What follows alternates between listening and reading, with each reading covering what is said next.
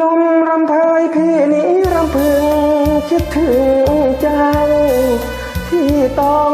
จากจรใจอาวรณ์พี่นี้มองแวงพี่เกรงว่าเจ้าจะหม่นมองใครอย่างนี้อย่างดีก็เพียงแค่มองเห็นภาพนวลน้องยิ่งมองยิ่งคิดถึงแฟนทุ่งนาป่านนี้ก่อนเคยได้มีเนื้อแน่นหลวงพ่อองค์แสนเราเคยจุดธูปบูชา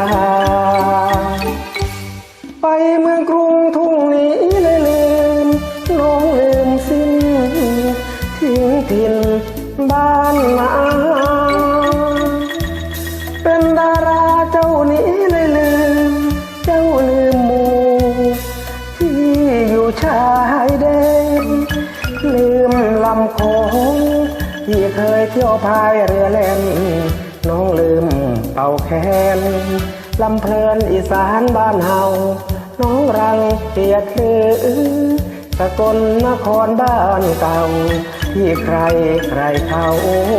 เรียกเราอีสานบ้านนาทิ้งพี่ไปเหมือนตายจากนี้หลายปีไม่เห็นกลับมาน้องไม่มีแม้แต่จดหมายน้องสามใบลืมสิ้นสัญญาที่เคยให้ไว้เมื่องานบ้องไฟที่ว่าน้องนวลจะมา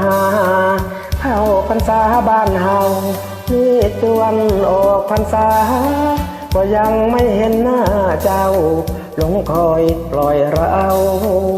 เศร้าอยู่ที่ชายแดน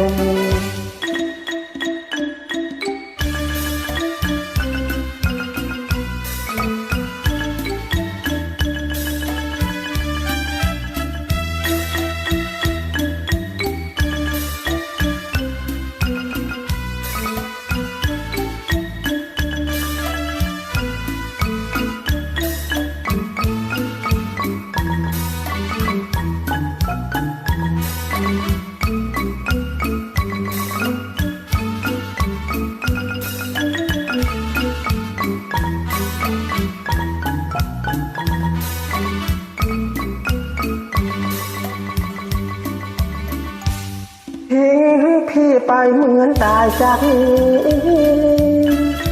หลายปีไม่เห็นกลับมาน้องไม่มีแม้แต่จดหมายน้องสามใบลืมสิ้นสัญญาที่เคยให้ไว้เมื่องานบ้องไฟที่ว่าน้องนวลจะมาเข้าพรรษาบ้านเฮานี่จวนออกพรรษา